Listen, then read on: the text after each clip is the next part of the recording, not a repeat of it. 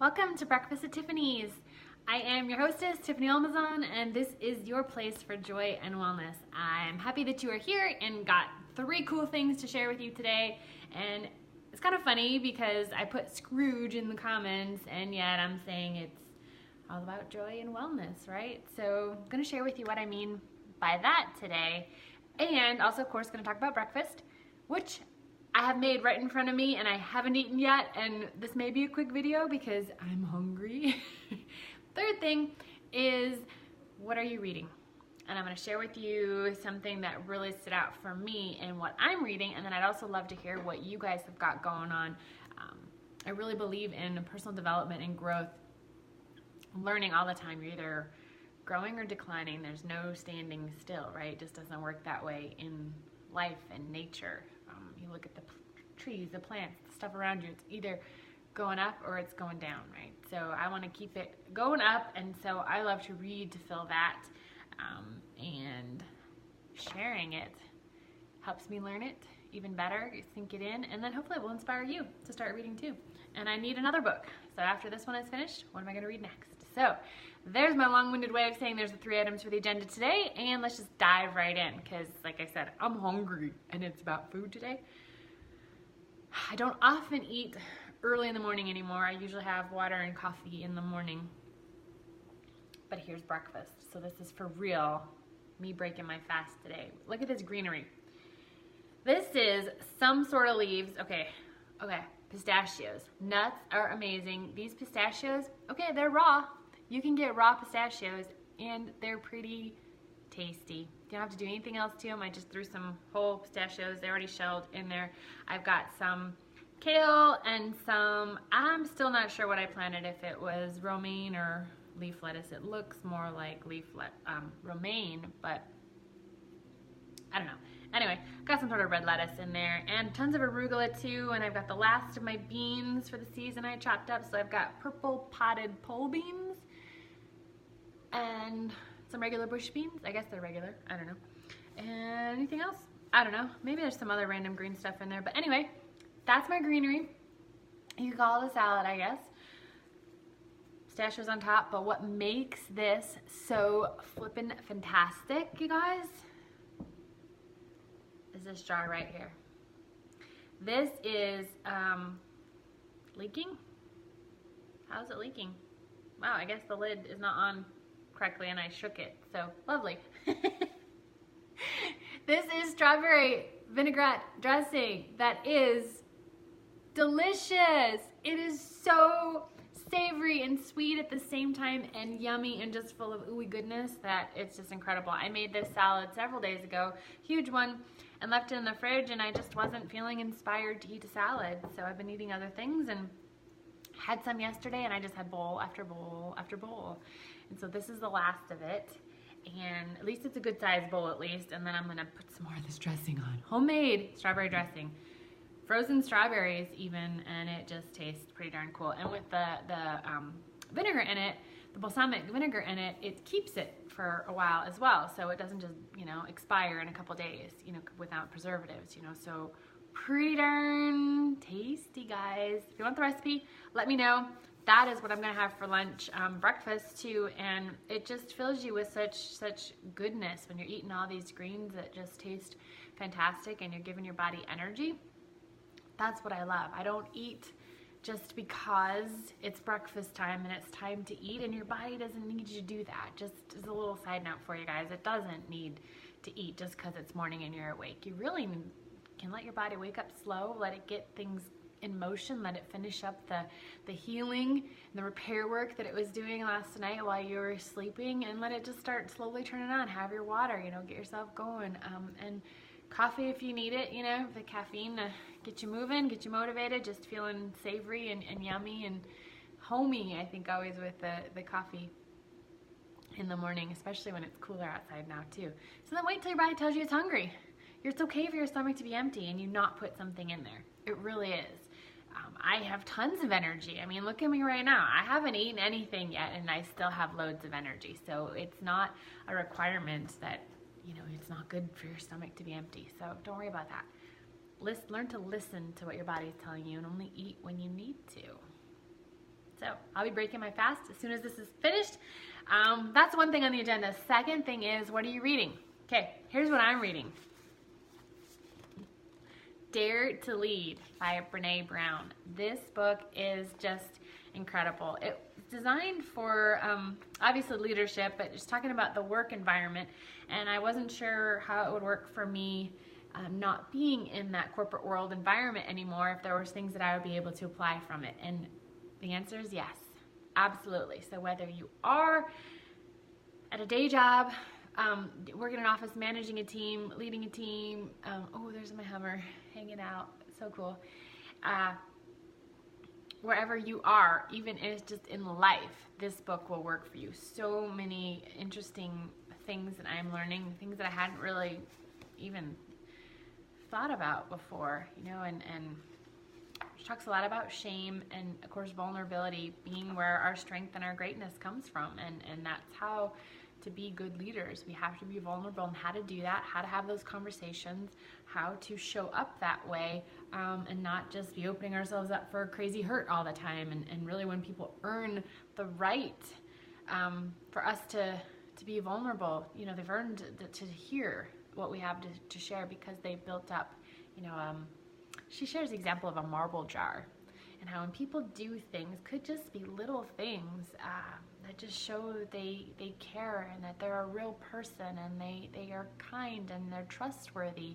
They start earning marbles that go in this jar, and when they have enough, or you kind of like, okay, I feel comfortable now sharing a little bit more with you. It's pretty really, it's pretty neat. As I think about it, I think of, now I look at people and I see like this jar over them, you know, or in my head I picture this, that how full is their marble jar. And when things happen, and you can lose marbles too, they can just get destroyed, they can get lost, they can be, you know, based on how that, you know, that person that you're interacting with behaves and how they respond to you and how they treat you. They can lose marbles too. But by kind of looking at it that way, I start to think like, you know, who should I share things with? Who are the people that I can trust, that are going to respect my confidence and be there for me with the importance that I'm sharing? Or even the, you know, may not even be serious. It could just be something really happy, but someone who's really going to be there to celebrate it with me and not care, right? So that's really cool story she shared in there about that she shared with within her own family. The one part where I'm at right now in the book is living into our values. And this was really good for me too. She says, daring leaders who live into their values are never silent about hard things. And sometimes, well, I don't know about sometimes, but quite often it's the easier thing to do, is just to be silent. But that's not showing up for yourself. That's not being true to who you are. And she really helps you bring that to light in this section that she's talking about here. So when you're trying to show up and you're getting beat down and you're trying to stand in your beliefs and hold your space and be true to yourself and be that daring leader, show that vulnerability, and make change in your life and those around you, you're gonna get, you know, beat up a bit. And so sometimes you can forget why you're doing it. You know, you can just wanna become like everyone else that's around you, that's doing the beating down, and return treatment in kind to them. And so she talks about your values being, you know, the beliefs that you hold most important, that are going to hold you in place, remind you of why you are where you are and why you're doing what you're doing, and that to remind you to stay true to yourself too, right? So she talks about only having 2 of them, not a list of tons. So she's got this whole list in the book, you know. She gives you some ideas of all of these different values and to pick from, or even come up with, you know, ones that aren't on the list, but only pick 2. You can highlight as many as you want that you like, but then what are your core values? And here's how she says you know it's core for you. She says, does this define me? Is this who I am at my best? And is this a filter that I use to make hard decisions? And it really is eye-opening when you go through that. And as I picked my 2, it was kind of obvious to me what they were. And in a way, it's almost like, well, they feel kind of silly. They're too light. They're not serious enough. They're not important enough. Yeah. But then as I ask myself those questions, and I'm like, yep, that's totally true. And since I've been reading this chapter, I've been, like I do with books, is I kind of see how it fits into my life and all, and this has been very interesting on how it's showing itself. My values are showing up, and really some decisions that I need to make that are going to be difficult, but I call them personal growth moments now, and that I need to do in order to be true to my values. And it's really interesting. There's an exercise she asks you to do to answer these. So with each of your 2 values, think of what are 3 behaviors that support your value. Number 2 would be then what are 3 slippery behaviors that are outside of your value. And then third, what's an example of a time when you were fully living into this value? And I enjoyed that exercise so much. I don't know if you can see, but I wrote in pencil, just because I like how small it writes, and wrote my answers to all of that, and it was really interesting and created greater awareness within me too. So I'm excited to move forward with applying these things in my life, and I highly suggest, that's just the one thing I want to share with you from this book, but I highly suggest you get a copy of this, read it yourself. I also have it on Audible, and she does the reading of her books herself, which is super cool to listen to her, because she's great about it. It's not just that she's like reading verbatim in a boring way. She kind of ad-libs a little bit, but you just hear her, and it sounds like she's presenting on stage, and it's really entertaining to listen to, easy to listen to, but definitely some stuff to think about in this book. But I'm reading it with some other friends in my Joy, Wellness, and Women group, and if you would like to join us, you're welcome to do that as well. We're still finishing up. I'm a little bit behind, but should be further along, but we've got another little bit to go, and then we're going to have a little group chat on it. But you're welcome to dive in, depending on how fast you read. You can be at any part in the book as well to join in our Zoom chat that we're going to have about it if you want to participate and meet some other ladies. So there's that for you. What are you reading? What has been an impactful book for you? What nuggets did you get from it? I would love to hear. Please share, okay? And third thing on today's agenda is, oh yeah, Scrooge. So you may have heard me, seen me talking about what I love about December, and it's really because I need to change my mindset on December, because it's just like, I feel like, you know, years past, it's been very kind of Scroogey for me, and it was almost like a joke where I'm just Scrooge. You know, I don't get involved in the Christmas festivities so much, and so that by default it makes me Scrooge, right? You know, and so this year, last year really did good with it too, and this year I wanted to take it to another level and start thinking about specific things I like every day. What is one thing that I love about December that's not Christmas? Okay, because that, you know, so many cool things that are linked to Christmas that are so easy. It's like, yeah, but that what else? Be creative, right? And it's things that are applicable to December, not just cold weather per se, but really December. And I know everyone's December is a little different, so that'll vary. But yeah, it's been interesting for me. So chatting with a friend the other day, I will share with you that I was feeling like Scrooge, even though I was going through this process that I'm thinking of the fun things I love. And one of them is, I haven't put it out yet, but on the couch, you see in like earlier videos, I was sharing and cleaning out my phone, putting things on YouTube, and I was like, oh yeah, there's that white blanket that I would hang over the couch. I love that white blanket.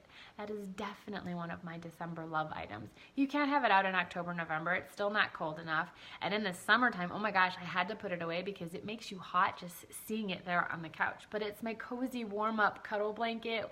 It's actually watching a movie, so it's in the other room right now. It's cuddled up with it. It works great. I took it to a drive-in movie. I was sitting in the takes up the whole space in your seat. It's such a big, thick, big, heavy blanket, you know, but it feels amazing. I love that.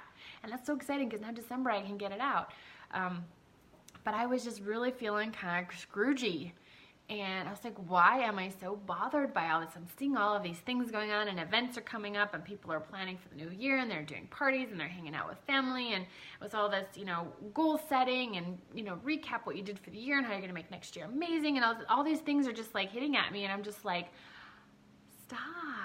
And my friend helped me to realize that I need to slow down in the month of December, and I love December for being able to slow down. I love how the days get shorter, kind of, you want to hibernate, you want to be cozy, you want to stay in your house. And I'm not saying that to everyone that that's what you should do, as we do want to still engage in life, right? We don't want to be depressed with the climate, depending on where you live.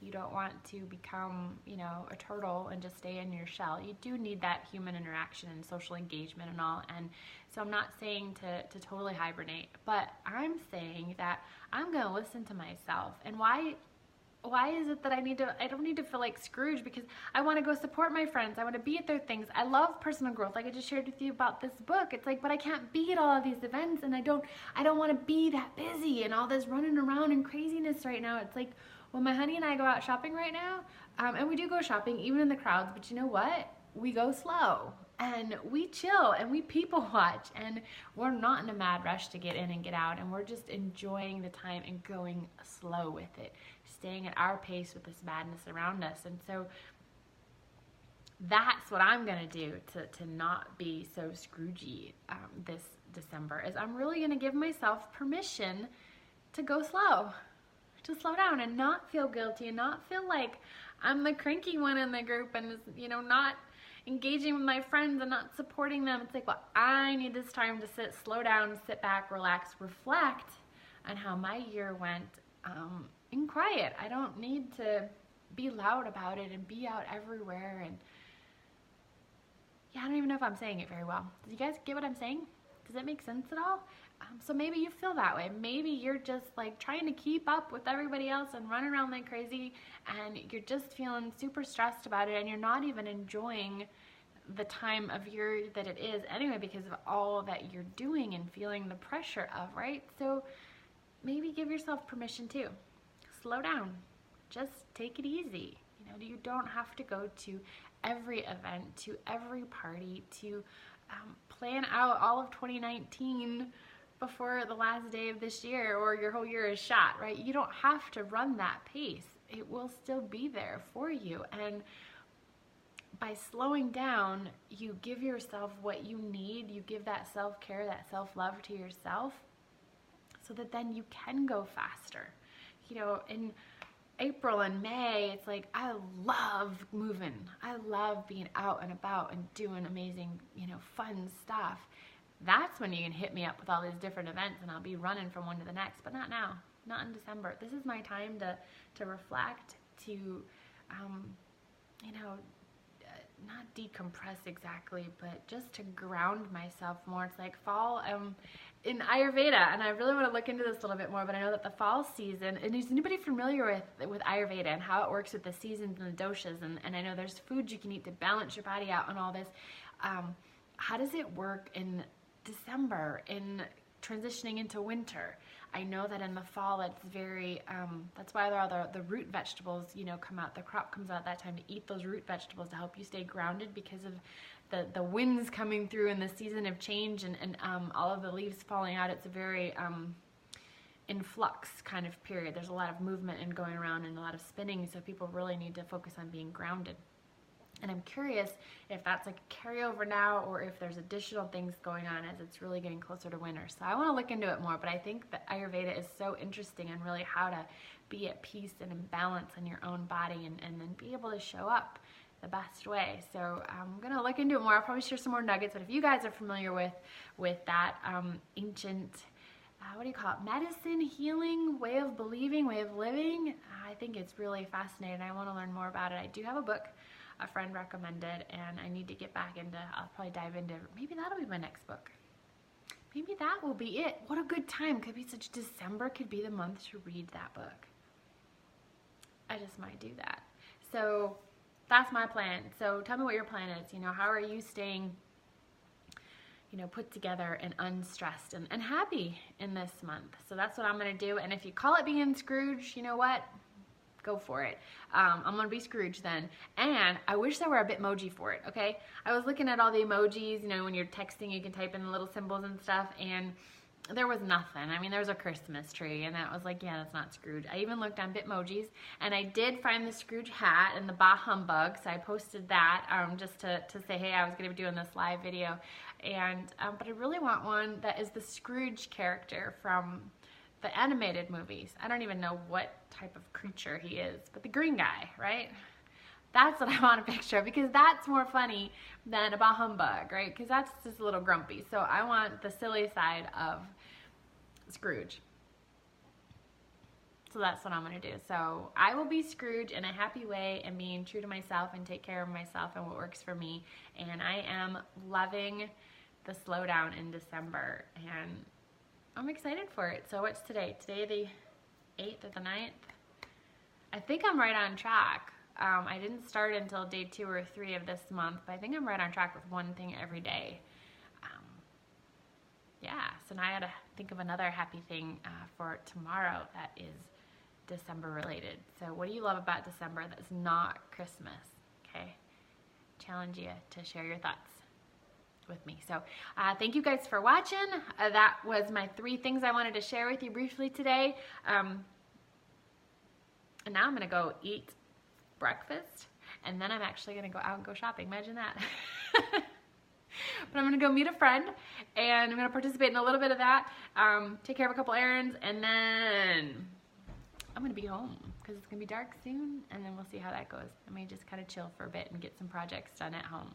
A great time of year for doing that, and getting ready to revamp up for a new year, but doing it my slow, Scroogey way.